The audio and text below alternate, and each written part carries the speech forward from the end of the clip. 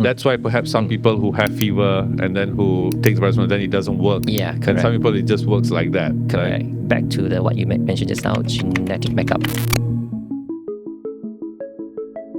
Happen during our lifetime. So meaning say that our gene change, or maybe it's due to our lifestyle, or maybe due to some chemical, and then cause the mutation change in our body. This certain mutation maybe can cause these drugs not so effective.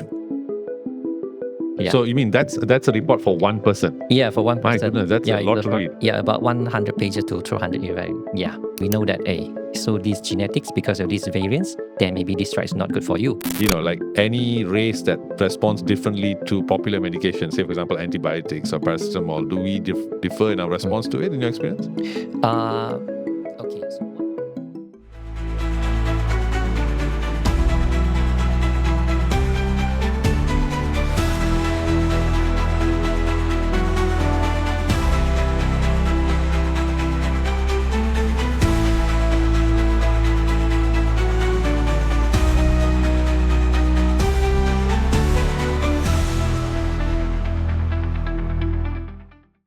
Hey guys, what's up and welcome to another episode of the TheGoodCastShow. Now it seems that our genes have more to say about who we are than we have given them credit for. Today's episode is brought to you by the amazing Precision Diagnostics. They are a pioneering genome-wide pharmacogenomics, and thanks to them, your medical solutions to your medical conditions will be personalized and precise. At the heart of today's conversation are the questions: if we have been medicating our health problems ineffectively, are we fooling ourselves by not listening to our genes every time we pop a pill? Are our ailments continuing simply because we don't know how our bodies respond to different medications differently? More importantly, has the one-size-fits-all traditional healthcare approach to our medical problems met its match? And are we at the cusp of a medical revolution thanks to Precision Diagnostics? To answer all of this and more, today we are joined by the laboratory director specializing in molecular division, my goodness, what a tongue twister that is, at Precision Diagnostics, Dr. Han Chung. How are you, doctor? yeah, I'm good. Thank you so much for being here, doctor. Thank you for inviting us.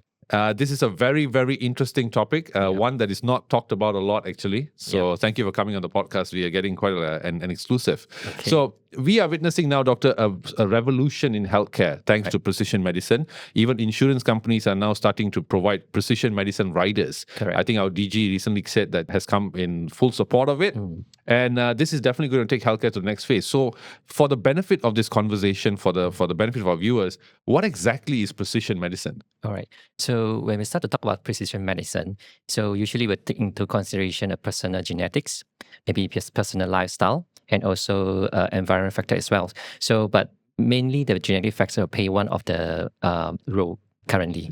So when we talk about precision medicine, you will start to see that many people like talking about genetics. So what is about you? Because in all the inherited diseases and also as well as the drug treatments, so one of the factors that actually determine whether to treat the disease or the drug treatment basically is based on our genetic diseases. Okay. Genetics, yeah. Now, doctor, let's paint a picture. Yeah. How would it differ in terms of a patient's experience if they were to go from the first doctor's visit to consuming the appropriate medication prescribed by those doctors using traditional medicine and versus using precision medicine? Yep. So normally, so when go to see doctor, usually doctor will just prescribe you medicine, and then you just try and error, and then you see, hey, maybe this drug is okay, then you continue use. But maybe you tried, hey, this does not work. Maybe you change another drugs or maybe another dosage. So when it comes to precision medicine, so we are based on a genetic profile. We know that, hey, so these genetics, because of these variants, then maybe this drug is not good for you, or maybe it's you need to adjust a certain dosage. So then, because of this genetic profile, then basically we can cut the time and also the cost that is basically that the customer or patient that need to encounter. Yeah. My goodness, fantastic. Right.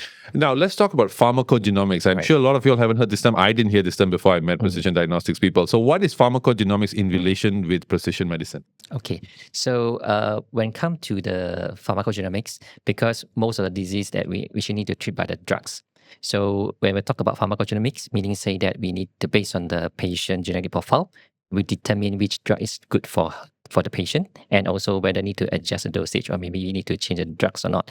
So by doing this genetic testing, then we can have an accurate diagnosis whether or treatment to the patient, whether use which drug, which is best to the patient without try and error like using drug A or drug B until they found the good one. Yeah, Right. the best one. Yeah. It certainly cuts time. Yeah, cut time and cut costs. Yeah, fantastic. I love that. Cut costs is a good thing. Yeah, correct. Now let's talk about the technological side behind this. What are the advancements in technology that has allowed us now to practice pharmacogenomics? Okay, so I think the Human Genome Project start with I think since 1990 something. So and then start that a lot of humans start to expose to the human genetics profile data, the kind of things. And then until now, there's a lot of technologies like they can do all this sequencing, screening, and also the genetics based profiling like concurrently, and also mass screening. So until now, we actually can do like screening of millions. We talk about millions markers actually related to the drug metabolism or maybe related to certain disease. So Sorry, doctor. What is drug metabolism? okay, drug metabolism meaning say that how our body actually metabolize. For example, how to excrete, how to digest the drugs in our body system. So current technology basically we can concurrently screen our whole genome in a very short time, and also as well as the screen the markers. We talk about millions markers related to certain disease or maybe related to certain markers that actually affecting the drugs metabolism.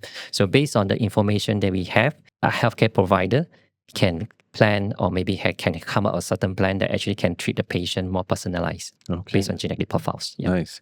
Now, I would like to, before we go on to our next segment, I'd like to quote one Dr. Naveen Kumar Loganandan, a diabetic specialist, All right. who related how pharmacogenomics can revolutionize diabetic care, whereby rates of end-stage kidney disease cases are high in Asia, especially Malaysia as well. Right. He recalled a patient who wasn't responding well to early treatments, but with the help of pharmacogenomic testing, he identified the most effective oral glucose lowering drug which improved the patient's condition. Yep. Now, to quote what he said, this is how pharmacogenomics can give better help to our people. Yep. Now, he's talking about renal health, right? That's renal health. Renal health, right? Yeah. So what are the areas of healthcare where pharmacogenomics can be applied to? Yeah, quite numbers. So renal is one of them. So for example, cancer, oncology is one of them. And also diabetes, cardiovascular, I think about 20 therapeutics areas also actually can be applied the pharmacogenomics. So but now currently the most commonly that actually can be used is like cancer in cancer area, renal, and also the cardiovascular, central nervous system. Quite numbers, yeah. I'm just curious because in prep for this interview, one of the most asked questions when it comes to precision medicine is its relation with cancer. All right. What's the difference between the current way cancer is being treated, maybe perhaps using chemotherapy, versus what precision medicine can do? Yeah.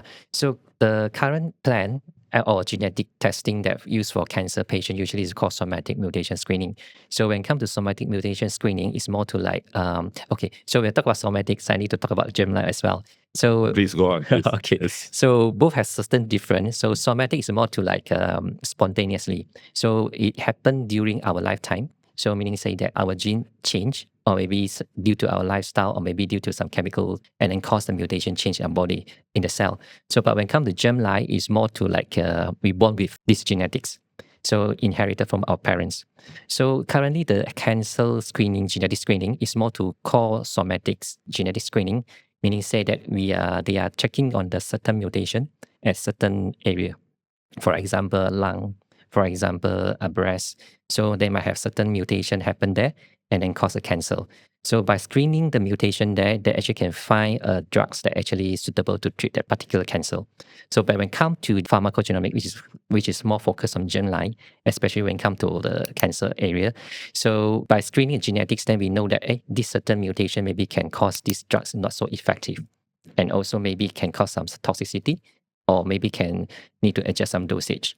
So when actually both also quite important, somatic also germline screening. So when both data come together, so then the healthcare provider know that this patient can use this drug, but maybe need to adjust some certain dosage. That kind of information. I'm just amazed by what you said, that our genes can mutate based on our lifestyle. Yeah. Oh, okay, I didn't know that. Yeah, could be. Yeah. Certain things I maybe need to change up Yeah. in my lifestyle. Correct. So now this concept is very interesting to me because Yeah. I had no idea before this that your genes can determine how you respond to medication. Of Yeah. course, I think like most people, we think that when we have a headache or we take aspirin or whatever, that's just the only way, right? Yeah. But what is it about a genetic makeup? What decides how we respond to certain medication? All right. Okay.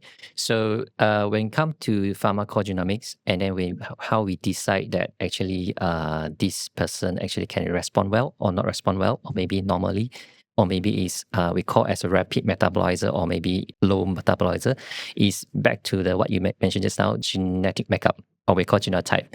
So basically, genotype is just a simple way to say is a set of genes or that actually that unique to different person. Okay. Okay.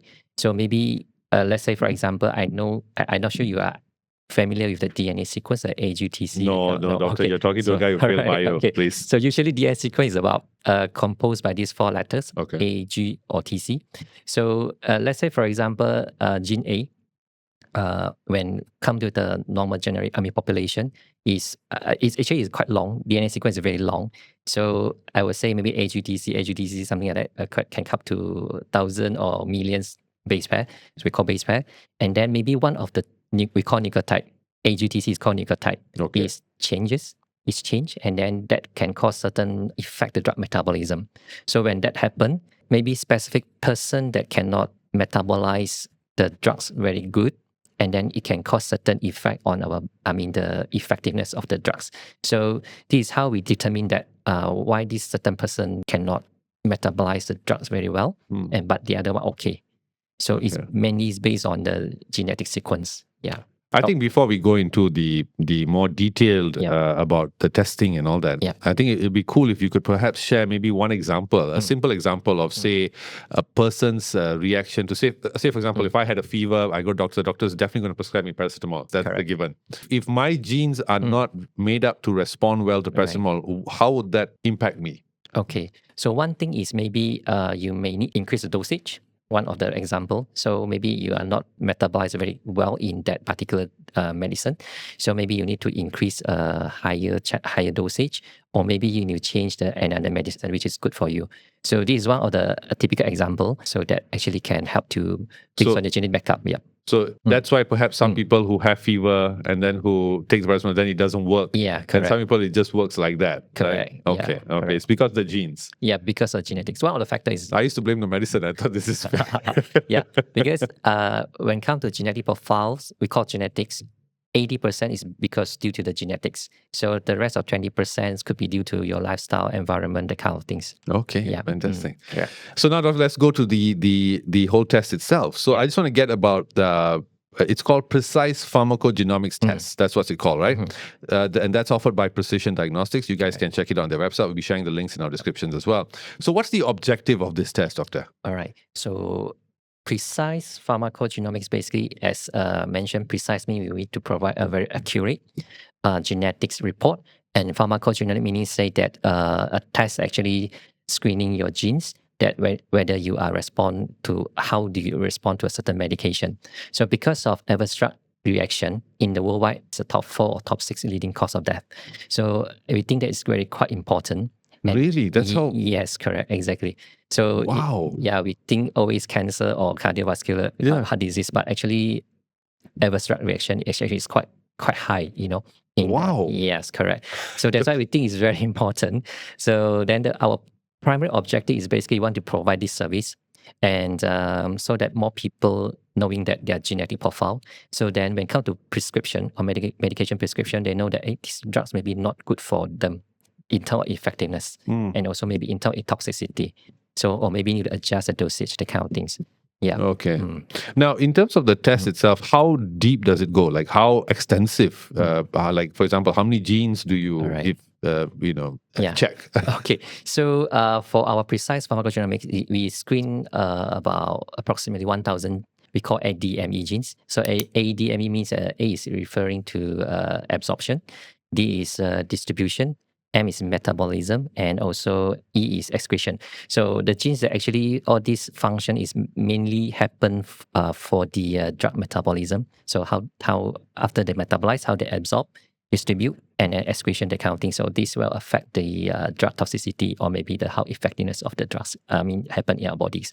So approximately 1,000 genes is related to this drug metabolism, and then approximately 500 medication. So not all the medication currently has we call as a pharmacogenomic information. So meaning say that certain research still doing, and I believe that in futures, the medication that contain of pharmacogenomic information will be increasing.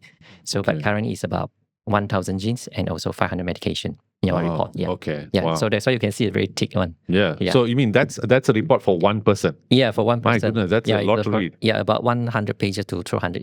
Yeah. Correct. So it's That's very, really- it's very comprehensive. Consists of your genetics profile. Let's say, this is summary of your drug medication. Yeah, summary.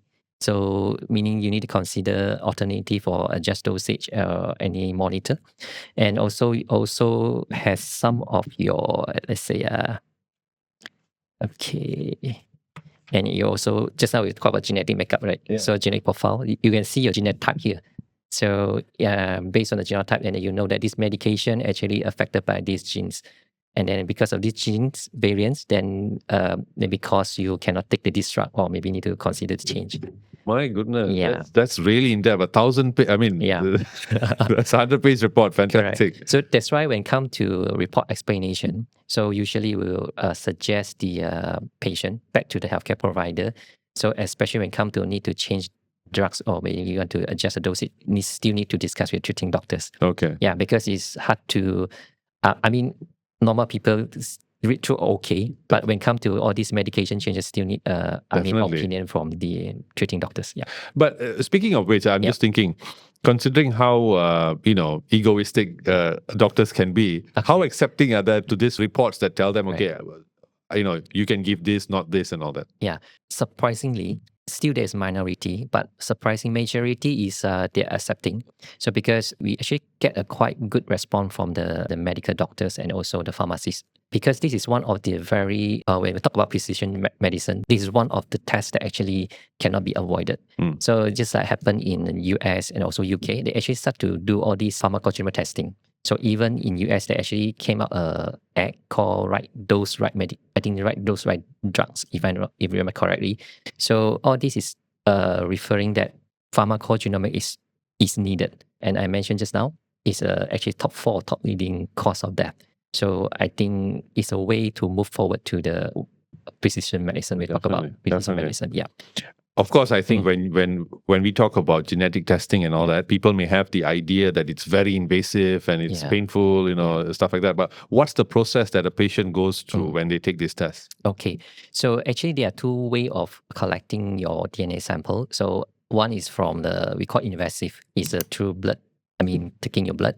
So, and then the second one is through Barker swab, just swab your cheek cell inside. Depends which one is feasible to the, customer patient. So normally we want to go for non-invasive, you can just use a swab. So when we receive your sample, either blood or swab, then we'll perform we call DNA extraction. So we extracting out the DNA, and then we'll do some QC check. So the QC check mainly check your DNA purity and also your DNA concentration. So if the requirement does not pass, then we will request a new sample again. So basically, we are very focused on the QC part. So because we believe that if the QC is not good, the result come out also not reliable. So that's why, because this report is very important, especially come to the treatment. So that's why we want to make sure the quality is good. Okay. Yeah. So once everything okay, the DNA requirement is okay. So they will process we call downstream process. It take about 5 days. So to do some processing before put into the machine, and then to generate the data. So that data we call raw data, because it consists of your genetic profile, but human doesn't understand what is that. So we need a software to interpret. So this one also, when it comes to this stage, also another QC check. So if the QC, if the data for the QC passing rate is above 99%, then it's considered good. So then we can proceed to generate the report, like this report. If the QC passing rate is lesser than 99%, high chance will be rejected. So when this stage, if rejected again, rejected, then we will request a new sample again. So My they repeat the goodness. whole process again. Okay. So that's why some of the customer will ask, why you keep requesting a new sample? Because we very focus on the quality. So if the quality is not good, then we will not release our report. Yeah. Okay. So I mean, the report usually take about a few weeks to come out, generate. Yeah. No, it's fantastic. I think after this, I also would like to sign up for a test please. because I need to know how my body is responding to Yeah, things. it's good to know. Now, Yeah. let's start because there are other players in the market as well, Correct. right? There are other players in the market. So how does Precise PGX? So guys, from now on, I think pharmacogenomics is quite a tongue twister, so we will use PGX to refer to it, if that's okay, Doctor. Yeah, PGX. Yeah. PGX, fine. So Precise PGX test, how does that differ from the other tests available in the market? All right. So I think in the market, there is a lot of genetic testing and also genetic report. So I think our is importantly is clinically accredited. Okay. So meaning say that the report is actually ready to use by the healthcare provider to use as a tool that actually to decide for the medication planning. So I think this is very important because if there is no any clinical accredited report, it's very hard to use in the medical when it comes to planning or also treatment. So with this accreditation, meaning say that the report that actually came out or generated is quality is reliable. Okay, well, this is one thing. And also our precise genomic database actually is accredited by HSA. So HSA is a health science association. I can't remember the full name, but it's from Singapore accreditation. So because of this, Malaysia Board Record actually awarded us a precise pharmacogenomic report. So which is a first genome-wide pharmacogenomic platform with clinical recommendation, meaning say that the report is ready to use for when it comes to clinical decision. Okay. Yeah. Okay. So and then also like I mentioned just now, our panel basically screen 1,000 genes and also 500 medication. So this is considered quite comprehensive screening. Tool so that the patient or the customer can know better about themselves. Okay. Now, I just want to get an idea about this test as well. In your experience doing all this testing that you have talked about in the lab and all that, have you found someone who responds to medication, all the medication out there perfectly well? Or is it like everybody has medications that they don't respond well to? Yes and no, meaning that some of them actually okay across the 500 medication that we screen, they are just okay, just they can use all the medication. But some of them there are certain medication can be used, maybe like 1 or 2, but some of them actually quite a lot, maybe like can up to like 10 or 20. Okay. So it depends. So for example, in this case, like this is an example. So some of them actually can up to like quite number of medication that actually can be used. Okay. So based on the genetic profile, that actually we know which drug that actually can be used, cannot be used. Okay. Yeah. But I want to draw a clear distinction. Is it the same as saying that I'm allergic to this medication? Allergic is a bit different. When we talk about allergic, it's more to like immune system. But our pharmacogenomics is mainly screening about genetics. Genetics meaning say that on how to metabolize the drugs, or maybe how to excrete the drugs. Okay. For excretion, when it comes to excretion, so it's more to genetics. It's not so related to immune system. Okay, Yeah. So that means I can still take the drug. It doesn't have I don't get any effects that I may get if I'm allergic to it, but still it may not work well with my system. Yeah, in terms of effectiveness or in terms of the toxicity. Okay. Where this is the main objective for our genetic testing, but not about the kind of allergies reaction. Yeah. Okay, fair enough. Now, let's go to the accuracy part of it, Doctor. Yeah. What is the accuracy of the precise PGX test? PGX test, sorry. Okay, so we will proud to say it's about above 99%. Wow. Yeah, because before we start to launch this service, actually we did quite a lot of we call validation. So first thing, we actually get positive control. Positive control meaning say that there is a certain variance found in that sample. So and then we get it from a quite renowned institute. So after we do the screening by using our platform, and then we compare the result. So we found that it's 100% concordance. So and then at the same time, we also do some we call interlab comparison, meaning say that we also did some screening in the test in Singapore based lab, and also we compare the result that we actually perform in the in-house. So by using the same sample, also same. The result come out also same. At the same time, we also do some quality checking, like I say, for example, enroll certain, we call PT program or EQA program, actually is like acquired by a certain accreditation body. So everything we do before we perform launching, we make sure that everything, our platform workflow is worked before we do provide the service. Okay. Yeah. Now, I think we have to talk about this point since Malaysia is a multi-racial, multicultural society, right? Correct. And so that means, I mean, I've heard, I have no idea whether this is true. Please correct me if I'm wrong. But people have told me that, for example, like drug trials, they like to conduct it here in Malaysia because we have such a wide variety of people, right? Correct. So how does the reliability of the results differ across the different population communities? Yeah. So when it comes to not just medicine, but when it comes to disease also, Malaysia is a very good place to do study because multi-ethnicity and also because of genetics that actually cause a certain disease development or maybe the drug effectiveness.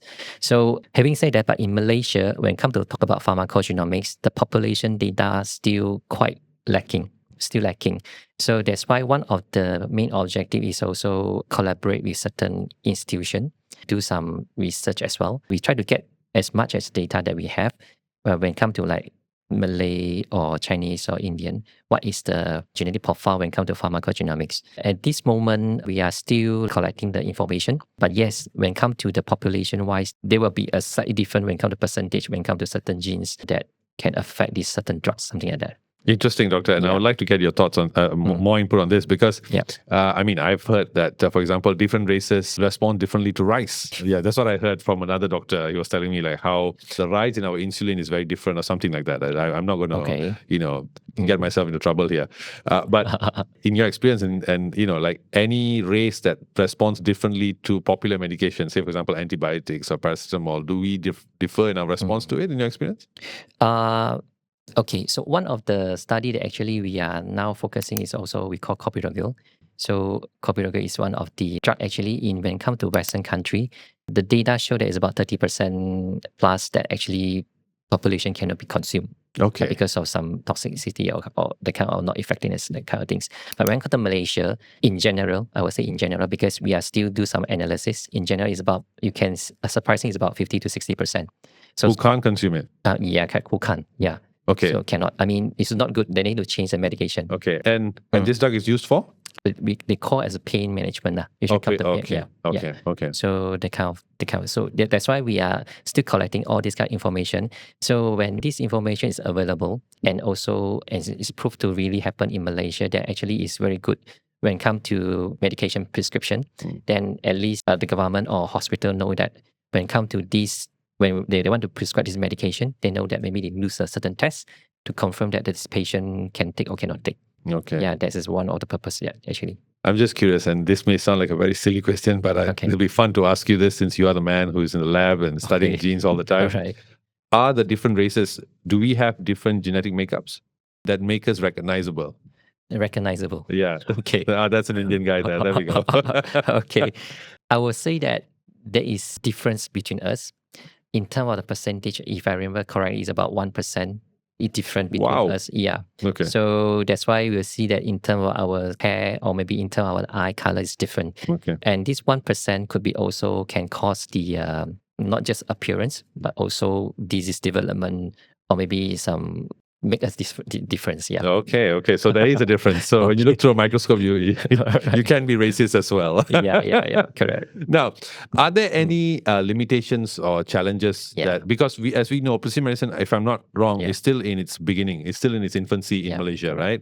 I've seen even on Western TV shows where they have been talking about it for years now. Yeah. They've been talking for a while. Yeah. We are just starting, right? They talk about how certain people respond differently to certain medication and all that, certain race groups and all that. Yeah. So are there any limitations now to this test? So when it comes to pharmacogenomics, talking about precision medicine and focusing on pharmacogenomics, yes, in Malaysia still quite new. But I would say that in general population still lacking of knowledge about what is about pharmacogenomics. That's why one of the activity that actually now we actively doing is now we are working together with hospital, pharmacies, and also when it comes to academic also. We do quite a number of CME or talks. Maybe we just do the education to the general population so that they know about what is this about. So I think once we break the gap, the pharmacogenomics come to the knowledge, I think this test will be adopted by quite a number of them. Yeah. Okay. Yeah. But in terms of the growth of this test itself, How often is it revised or updated based on new technology? Okay. So our report basically is based on a regulatory body. So we call as a CPIC, and PharmGKB. So these are all the regulatory body that actually came out all these guidelines. So particularly for CPIC is actually usually if it's about 2 to 3 years, they will start to renew and also came up a new guideline. So if when the new guideline is available, our report basically will based on the guideline and maybe revise again. So I would say that maybe 4 to 5 years like that. Yeah, Okay. but also depends on the whether there's a new data or new guideline from the regular bodies. Okay. So now let's go to I would say the meat of this discussion, which is adverse drug reactions, right? Right. So before we get into the question, perhaps you want to define what is adverse drug reactions? What is ADR? Okay, so ADR is meaning say that when you prescribe drugs or consume drugs, and there is no any effect, or maybe there is no you will cause certain toxicity to you. So it's something that we not expected, and then after you consume the drugs, cause certain toxicity. Yeah. Okay. Yeah.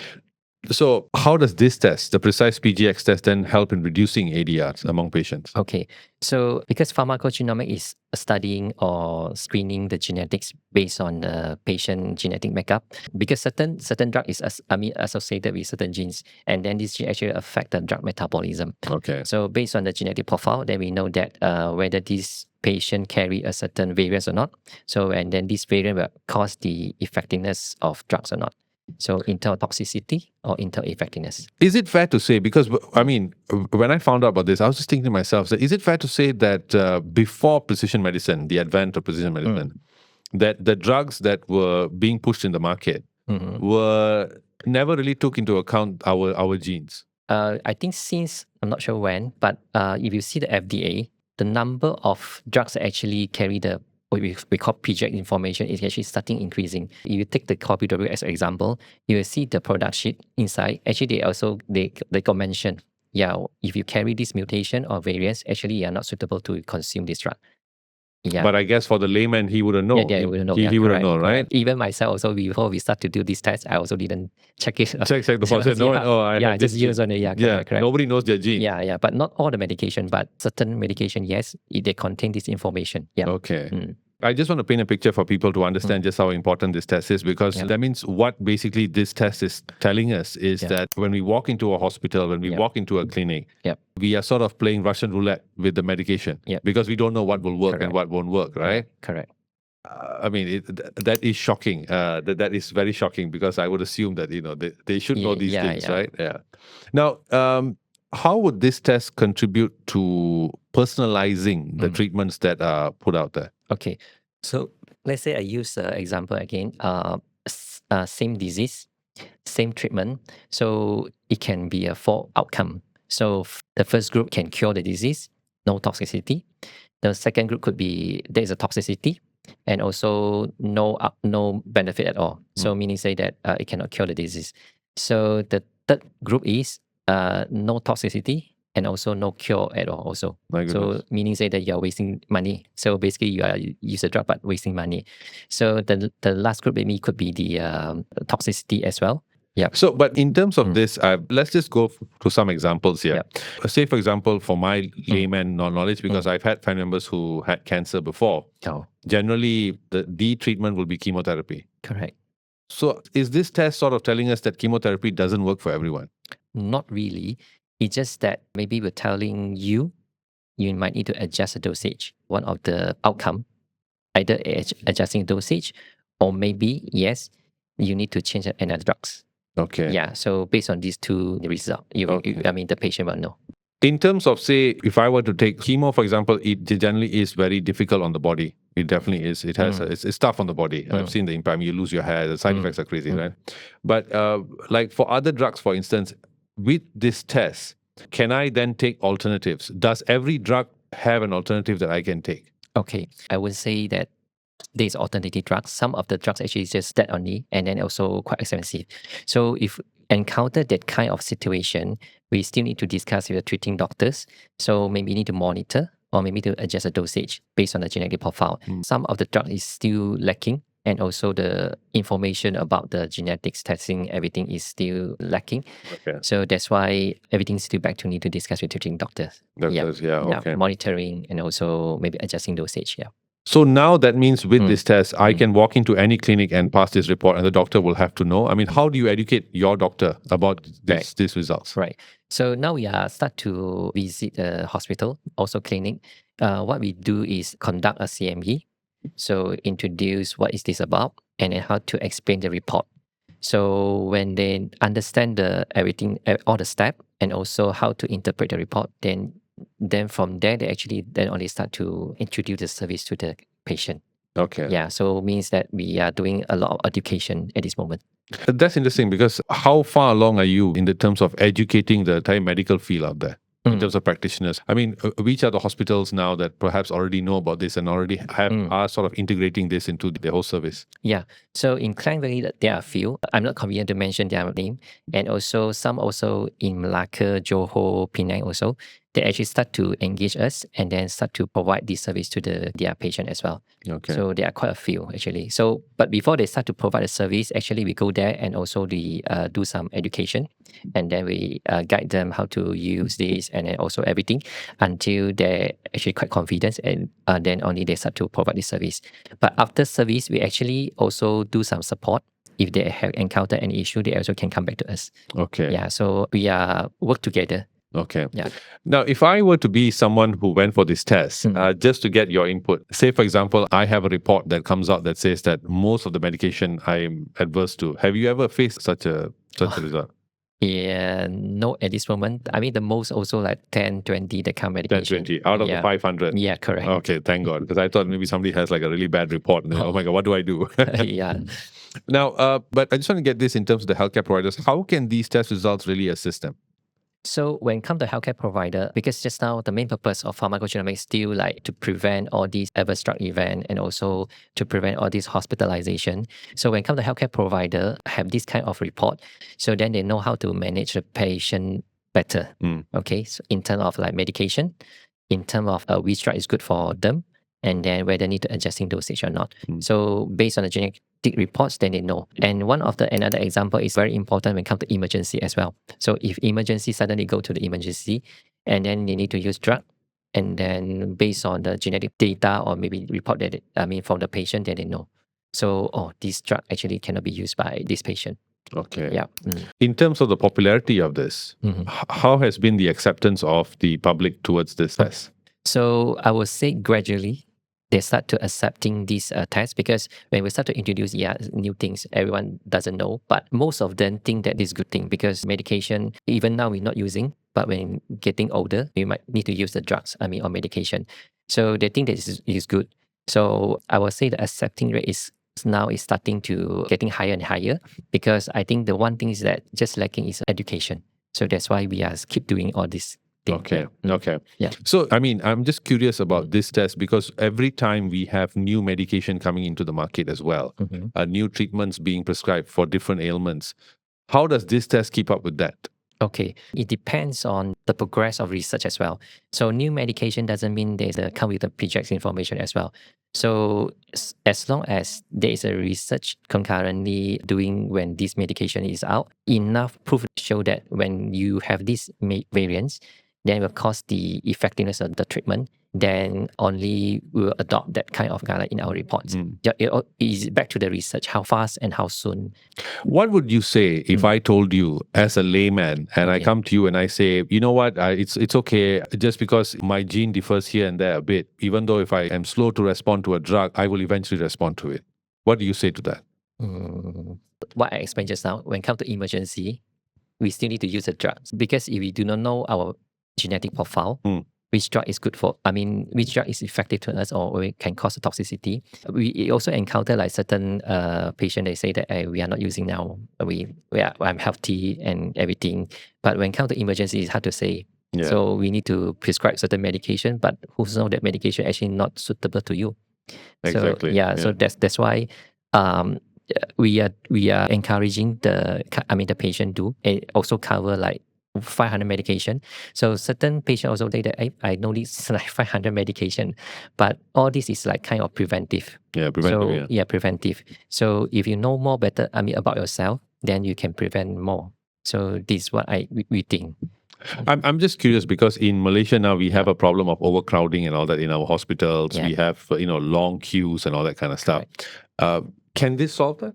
I would assume that one of the reasons may not be a large factor, but one of the reasons could be that these patients are there because they are not responding fast enough to the medication. Correct. The doctors don't know what to give them; they just give them what they are thought. Correct. Can this mitigate that? Yeah. So one of the good about pharmacogenomic testing or genetic testing is because we want to cut the time. So if conventional method is trial and error, like we discussing just now, so try drug A, drug B, drug C. So and take time and cost as well. Like as you mentioned just now, yes, if it comes to pharmacogenetic testing, the healthcare provider they do the genetic testing and know that this drug is good, definitely good for that patient, then can they straight to use that drug without trying many times. The genetic testing also can be prevent this hospitalization because I mentioned also adverse drug event also one of the cause that hospitalization or stop leading death. This one can be reduced part of the hospitalization as well. Okay. Just to get an overview so that people would understand, what's the sort of impact of ADR on patient healthcare? Like how bad is it? In Malaysia, the data, I will say that this information is still lacking. Yeah. But then it is there. Yeah, it is there. Okay. So if you went to Malaysia, there is a called pharmacovigilance database. We actually can check through that data, the database, and then see what is the adverse drug event in actually happening in Malaysia. Yeah. Would you recommend people to take it?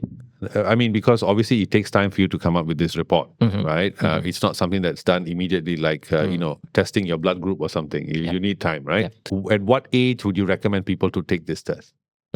Okay, because this is kind of a preventive measure. So if it earlier that you do, then the earlier that you know about yourself. So when it comes to genetic testing, so I would say that just do as soon as possible. Okay. And yeah. So there is no time limit. You want to do even now. Kids as well. Kids as well, yeah. So we have a case like 3 years old, 1 month or 2 months. Yeah. 1 month, 2 months. Yeah.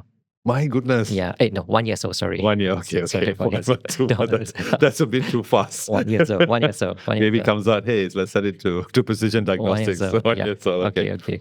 Now, how would this? Because when I read the articles out there, it definitely seems like precision medicine is going to take us to the next frontier. Correct. Right, next level. Correct.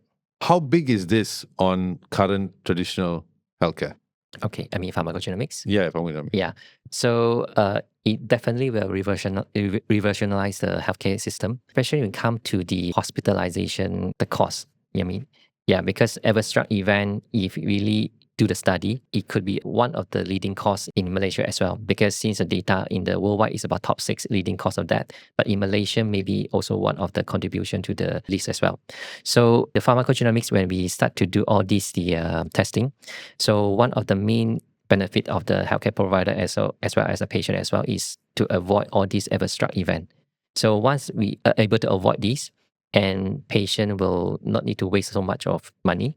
So in healthcare provider also no need to spend so many times because based on the genetic profile, they know that this medication is work well to these patients. So without try an error, different type of medication. So I think when it comes to medication prescription, then definitely will help the entire healthcare system in better management the patient. Yeah. Okay. And is this an affordable test? Yeah, it's quite affordable if compared to other genetic testing. So 1,000 and genes, 500 medication is about 2,000 plus. Okay. Yeah. Fantastic. Yeah. And just to get your thoughts on this, is this just a start? Will this test evolve further to maybe cover more genes or stuff like that? What can we expect from pharmacogenomics? Yeah. So the report is based on current knowledge and also current guideline. So once the regulated body actually they start to expanding the information, like such as genes or maybe the medication information, then definitely from there we actually will expand our genes as well as the medication. Maybe from 1,000 to more genes, or maybe from medication 500 increase to more medications. Okay. Yeah, it depends on how fast or how soon the research actually can be done, and also put into the guideline. All right, Yeah. doctor. Thank you so much for being on the podcast, doctor. Thank you very much. Yeah. I like your sigh of relief there. Oh, God, we're done. But this has been a really fun. I mean, this is such an eye-opening thing. I think it's going to really benefit us a whole lot. Definitely, right? Take us to the next level, and finally, we have more personalized treatments. Correct. And I'm so curious what my genes are saying and what medication I'm taking wrongly. Yeah. Come visit us. Come with you all. Yeah. All right. So, guys, that's all we have for you all today. I mean, it's really an amazing thing. We'll be sharing the links to their website, to their where you guys can directly contact them, and also speak to them on how you can get to know what your genes are telling you that you may not have been listening to or paying attention to all this while, and get the right treatment for you. And perhaps for next time when you have a medical condition, it gets solved faster, and you feel better so much sooner. So, thank you, Dr. Lee, for coming. Thank you so much. Thank you for inviting. Yeah, will do. And guys, as always, you guys have any questions, any comments, please share them in the comment section. We will share any doubts you have with the team, and hopefully they can get back to you on customized solutions for you. That's what they sell. So thank you again, doctor, and we'll see you soon. Bye.